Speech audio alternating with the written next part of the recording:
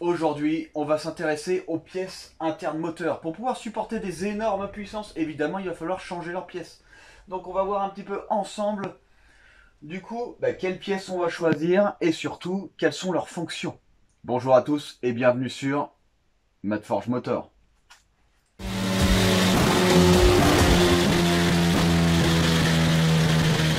Alors on va voir un petit peu du coup les pièces internes. Donc nous on va sûrement choisir un M50 ou M52B25.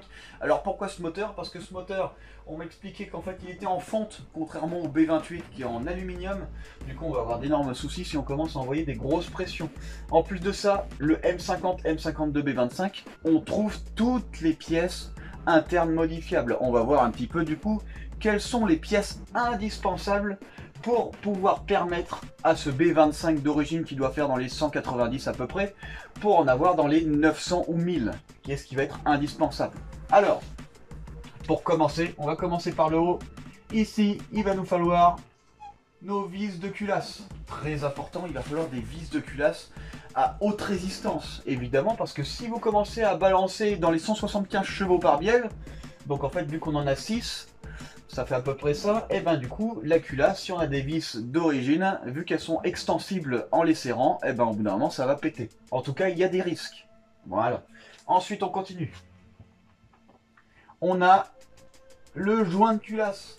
Très très important, cette pièce d'origine est un alliage d'acier et un petit peu du coup de une sorte de carton composite, c'est assez particulier. Il va falloir absolument le changer en feuille d'acier. Il va falloir plusieurs couches d'acier. En les écrasant, on va avoir une étanchéité parfaite. Par contre, évidemment, il va falloir du coup remettre la culasse à propre. Parce que sinon, on va avoir des fuites de joint de culasse. Un joint de culasse acier se déforme moins qu'un joint de culasse normal. Du coup, il faut que nos surfaces soient plus propres que celles d'origine. Que celles pour, du coup, un joint de culasse normal. Donc là, il va falloir être extrêmement propre. Indispensable. Hein. Sinon, un joint de culasse normal, il peut peut-être tenir, mais il va décéder très très vite. On continue la descente. Ici, on va prendre du coup maintenant les pistons. Alors les pistons, c'est particulier, parce qu'on en a autant besoin pour la résistance que pour le taux de compression. Les pistons, du coup, sont forgés. On peut acheter des pistons forgés compétition. Les pistons forgés compétition supportent des puissances énormissimes. Hein. On peut peut-être même mettre du 2000 chevaux, voire plus. Des bons pistons bien forgés, Wasner ou Wisco ou JE Piston sont des pistons compétition, vraiment conçus pour. Donc là, ce qu'il va falloir faire, c'est prendre des forgés et changer le taux de compression. Sur un moteur comme ça, je crois qu'on est à 10,2, je suis pas trop sûr. Il va falloir passer à 8 pour 1. Donc 8 pour 1 ou 8,5 pour 1. Alors qu'est-ce que c'est que ça, le taux de compression? En fait, c'est très simple. Votre piston tout en bas, il a un volume. Votre piston tout en haut, il a un autre volume. Et ben ça, en gros, si vous voulez, le 8 correspond au volume du coup piston tout en bas et le 1 correspond au volume tout en haut. En gros, si vous voulez, vous avez 1/8 de compression. Voilà. Donc en fait, on prend 8 et on le compresse en 1. Sur des atmosphériques bien préparés, on prend souvent du 12,5, 13, etc., etc., etc. Voilà. Là, c'est sur de l'atmosphérique. Alors pourquoi cette différence? Eh bien parce que moins vous avez de compression, plus vous pouvez admettre d'air. Alors on peut admettre plus d'air, parce qu'en fait, ce qui se passe, c'est que quand vous avez trop de compression, la compression chauffe le mélange. Et le mélange, au bout d'un moment, il s'auto-enflamme. Et pour éviter les auto-enflammations, on utilise un taux de compression plus faible. C'est pour cette raison. Alors oui, évidemment, on a des carburants qui peuvent supporter des pressions immenses, avec un énorme taux d'octane. Le taux d'octane, c'est ce qui vous permet, du coup, de retarder un peu l'auto-allumage. Voilà, les points de feu, du coup, du mélange sont beaucoup plus tard. Donc ici, ce qu'on va faire, nous on va prendre de l'E85 et après on verra, parce qu'il faut aussi faire un mélange pour pouvoir supporter des pressions aussi énormes. L'E85 ne suffira pas en taux d'octane. Voilà. Donc je pense que j'espère que je me suis bien fait comprendre. Taux de compression faible, on peut admettre plus d'air, donc plus de pression turbo. Taux de compression élevé, on admet le moins d'air possible. Enfin, on admet le moins d'air pour éviter l'auto-allumage. Évidemment, en fonction du carburant, on peut faire varier ça. Ensuite, très important, les bielles. les bielles. Voilà. Les bielles, hop, doivent pouvoir supporter la pression des pistons avec la liaison Villebrequin. Parce que quand on a 175 chevaux par bielle, eh ben on a intérêt à avoir des bielles qui tiennent bien le coup. Donc là, évidemment, on va passer sur du forgé, indispensable. Voilà. Villebrequin, je pense qu'on va le laisser d'origine. Je vais voir si je peux le laisser d'origine. Donc le Vilo, je pense qu'on n'aura pas besoin de le changer. Je vais regarder, je crois qu'il en existe en forgé, mais là on tape dans les 1350, 1400 euros. S'il faut vraiment acheter un forgé, on achètera un forgé. Mais pour l'instant, je pense que c'est pas la peine. Voilà. Ensuite, on continue. Évidemment, les coussinets. Les coussinets de bielle, coussinets Villebrequin, il va falloir les renforcer. Il faut mettre des ALC, Street Race, tous les trucs un peu de très très bonne gamme. Moi, en général, c'est des ALC que j'utilise. Voilà, King Racing. C'est ce que j'ai utilisé du coup pour le projet Corsa. Très très bon. On continue. Il vous faut des renforts de palier de Villebrequin. Il vous faut absolument des renforts, donc des vis ARP, des vis de renfort. Et en plus de ça, il nous faut une plaque. Une plaque qui permet du coup de maintenir tous les paliers entre eux. Voilà. Et en plus de ça, maintenu au carter. En fait, si vous voulez, vous avez une plaque en acier, hop. Voilà, bon c'est en dessous, puisque le Villebrequin est en dessous, pardon. Voilà, donc en dessous, on a une plaque en acier. En général, c'est du 1 cm d'épaisseur, voilà, qui vient maintenir tout votre bas moteur pour pas qu'il s'éjecte. Parce que les paliers Villebrequin à 175 chevaux par bielle, ça va commencer à péter. Hein. Donc les paliers. Renforcement des vis, plus renfort du bas moteur. Très important pour supporter des énormes pressions. Voilà. Alors là, du coup, pour tout ce qui est renforcement, on va pas avoir besoin de beaucoup plus. Là, on n'est pas trop mal. Mais pour que ça marche un peu mieux, il va falloir quand même modifier certaines choses. Là, je vous ai montré les pièces internes moteurs qui peuvent supporter toute cette puissance. Mais maintenant, il va falloir rajouter des pièces, évidemment, pour pouvoir arriver à ces chevaux-là. Alors maintenant qu'on a vu un petit peu les pièces internes, il va falloir évidemment s'intéresser aux pièces performance, même si les pièces de renfort sont déjà des pièces performance. Je parle pour les pistons et les bielles. Il va falloir évidemment rajouter pour diminuer au maximum la pression turbo. Parce que évidemment, on prend un moteur bloc d'origine, on peut lui balancer beaucoup de puissance, mais plus vos pièces internes sont intéressantes, moins vous aurez besoin d'admettre de pression, parce que plus votre moteur sera performant. Voilà. Donc déjà, ce qu'on va s'occuper, on va s'occuper des conduits de culasse. Donc les conduits de culasse, on va les réagrandir, on va les lustrer en admission, on va faire des perturbations de l'air pour avoir du coup un bon mélange. Très important. Il va nous falloir aussi un kit d'admission d'air spécial en aluminium parce que le kit d'origine, le collecteur d'admission d'origine est en plastique et si on commence à balancer du 1 bar 5 2 bar, on risque d'avoir des fuites, voire du coup des fissures sur le plastique. Donc ça, on serait plutôt sur des pièces performantes qui nous permettraient d'aller vraiment là où on veut. Le moteur, il n'y aura aucun souci, hein, il pourra toujours supporter les chevaux comme tout à l'heure, mais sauf que pour y arriver, évidemment, il faut quand même des pièces autres adaptées, qui ne font pas la fiabilité du moteur, mais qui font la fiabilité de la puissance. Voilà, ensuite, des pièces très importantes, mais qui peuvent être négligées. Arbre à cam. Les arbres à cam peuvent être négligés. Mais plus vos arbres à cam font descendre vos soupapes, plus l'air va arriver facilement, moins on aura de pression turbo. Évidemment, c'est logique. Donc forcément, je vais privilégier du coup des arbres à cam compétition. Par exemple, là sur la Corsa, j'ai mis des arbres à cam compétition avec un réglage bien spécifique à la pression turbo. Et du coup, je fournis quand même dans les 460 chevaux, alors que je n'ai à peine un bar 6. Un bar 6, c'est pas énorme, hein. Donc avec 2 bars, je pourrais peut-être fournir dans les 550. Ce sont des pièces qui sont pas utiles, enfin qui sont pas obligatoires pour ce genre de préparation, mais qui sont utiles du coup pour l'exploitation du moteur. Arbre à cam et évidemment le réglage arbre à cam. Il va falloir régler l'arbre à cam différemment qu'un moteur atmosphérique. Niveau pièces, niveau pièces. Alors là, ça va être aussi surtout pour la durée de vie. Dans le bloc, ici, plutôt que d'avoir une giclure niveau bielle, alors je ne sais pas si dans le bloc c'est déjà le cas, mais on va installer des gicleurs. Voilà. Des gicleurs d'huile. Alors qu'est-ce que c'est que ça? Et bien en fait c'est très simple.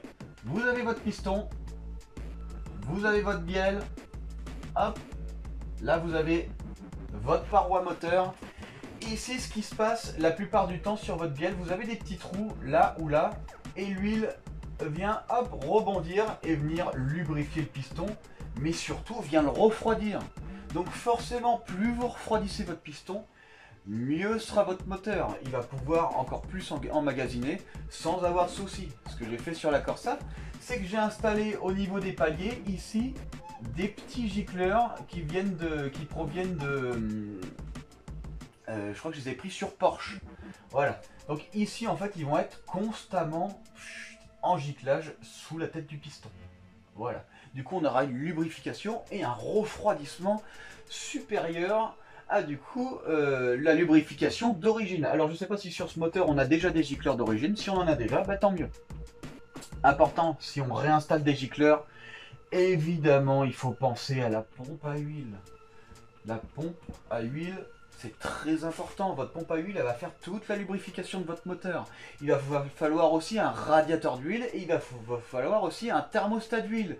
Votre huile doit rester à une température, du coup, on va dire entre parenthèses, constante. Une température idéale pour que votre moteur ne se grippe pas, ne s'abîme pas ou ne fasse pas des chocs de température entre la pression de l'explosion, la température de l'explosion et la lubrification du piston. Évidemment, si on a une différence de température trop élevée, on peut créer des chocs thermiques sur le piston et là, le moteur, on peut lui dire au revoir. Voilà, donc pompe à huile, très important. Donc on verra si les pompes à huile sont assez performantes pour fournir de la pression autant à nos gicleurs qu'à notre turbo, parce qu'il va nous permettre aussi de lubrifier le turbo. Il faut absolument envoyer de la pression d'huile sur le turbo. Voilà, donc ça ce sont les pièces importantes. C'est ce qu'il y a de plus important.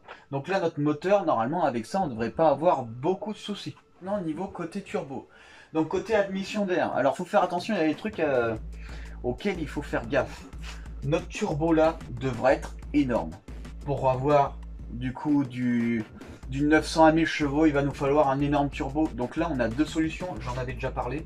Soit on passe en single turbo, soit on passe en biturbo, mais bien plus petit. Voilà. Alors avantage, inconvénient. Avantage ici, c'est qu'il n'y en a qu'un seul, il n'y a qu'un seul circuit d'huile, il y a sûrement un circuit d'eau pour refroidir le turbo. Voilà, on n'a qu'une seule admission ici et on n'a qu'une seule arrivée et après on a l'échangeur. Par contre l'inconvénient, c'est qu'en fait vu qu'il est énorme, il va mettre du temps à se lancer, notre courbe va partir plus tard.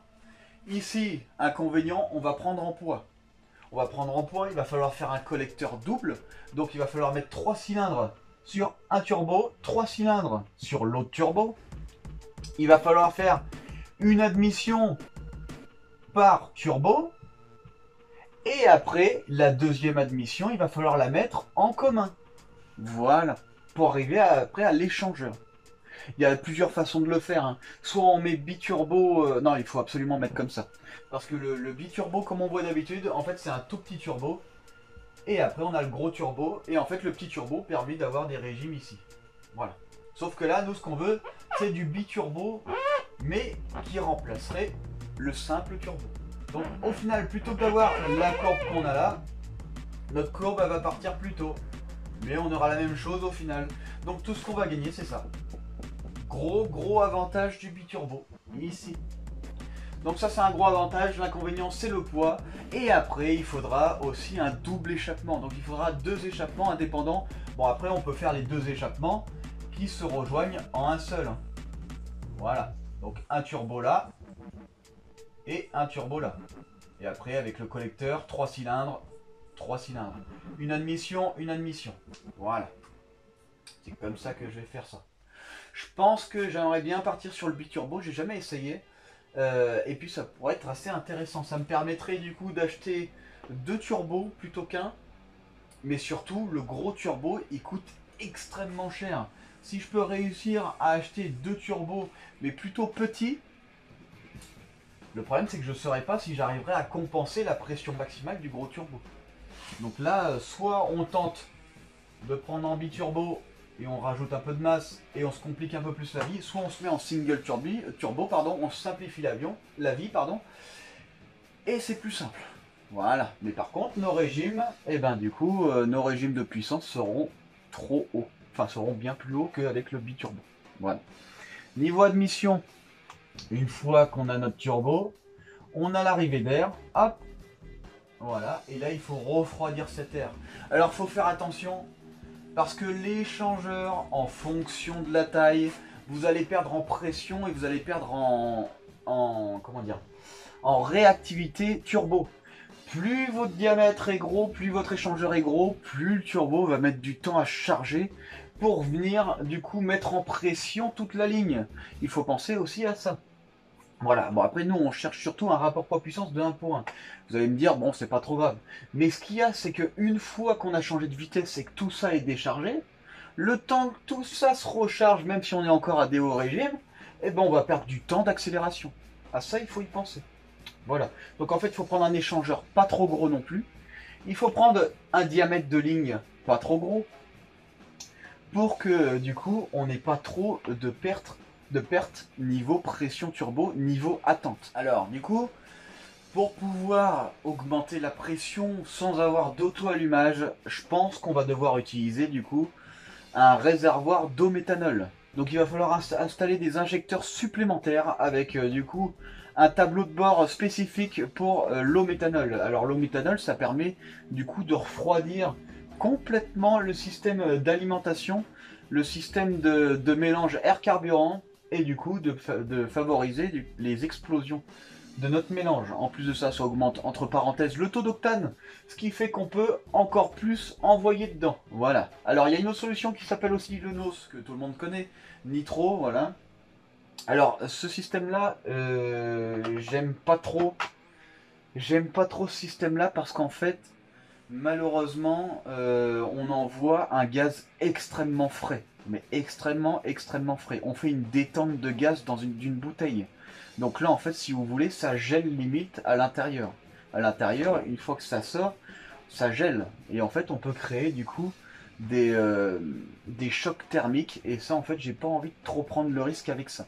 Alors évidemment, plus on le met loin de l'admission, moins on prend de risques. Mais une fois de plus, je suis pas trop fan du coup du NOS. Voilà, Nitrous Express, si ça vous parle plus. Donc voilà, donc on a vu un peu du coup les pièces internes de ce moteur. Donc en fait, comme vous pouvez le constater, il n'y aura rien d'origine. Alors j'ai pas parlé des soupapes. Oui, les soupapes, on peut aussi faire des changements. Voilà, on peut passer aussi en poussoir mécanique. Mais bon, ça après, c'est si on augmente les tours minutes. Nous, l'objectif, c'est d'augmenter la puissance avec la pression turbo. Et c'est pas d'augmenter du coup les tours minutes. Les tours minutes, évidemment, plus votre moteur tourne vite, plus il s'use vite. Donc moi je préfère quand même favoriser du coup un moteur qui tourne dans les 7500 tours et qui s'use un peu moins vite plutôt qu'un moteur qui tourne à 10 000 tours et qui s'use un peu plus vite. Après, voilà, ça coûte assez cher au final d'acheter des ressorts renforcés, des coupelles de ressorts en titane. C'est pas très donné. Voilà, j'en ai déjà acheté du coup pour le projet Corsa, j'ai acheté des coupelles de ressorts en titane, même si je dépassais pas la puissance max. Mais au final, c'était pas très utile. Niveau diamètre de soupape, évidemment, on peut faire quelque chose. Malheureusement, ça c'est un budget immense. Hein. Emmener sa culasse où il y a 24 soupapes à faire, là il va y en avoir pour un énorme billet. De toute façon, ce projet moteur là, en pièces internes, on doit taper dans les 15 000. Dans les 15 000, en comptant la cartographie, les injecteurs, le système de refroidissement turbo, le système de refroidissement tout court, le système de refroidissement d'huile, pièces internes complètes, l'huile, lubrification, etc., etc. Je pense qu'on tape dans les 15-20 000 assez facilement parce que toutes les pièces coûtaient extrêmement cher. Sur un 6 cylindres en plus, on a 2 cylindres de plus que sur un 4, du coup, quand on paye 6 pistons, évidemment, c'est plus cher que 4. Voilà, donc je pense que ce projet, on va être par là. Voilà. Mais je pense que ça va être un très très bon projet. J'espère que ça mettra pas trop de temps. Parce que je suis quand même assez pressé de le commencer. Bon, déjà, il faut que je finisse le prototype. Mais je suis quand même assez pressé de le commencer parce que je pense que ça va vraiment être une bonne bagnole. Voilà. Si vous avez aimé cette vidéo et que vous aimeriez bien suivre sûrement futurement ce projet, rendez-vous sur Madforge Motor.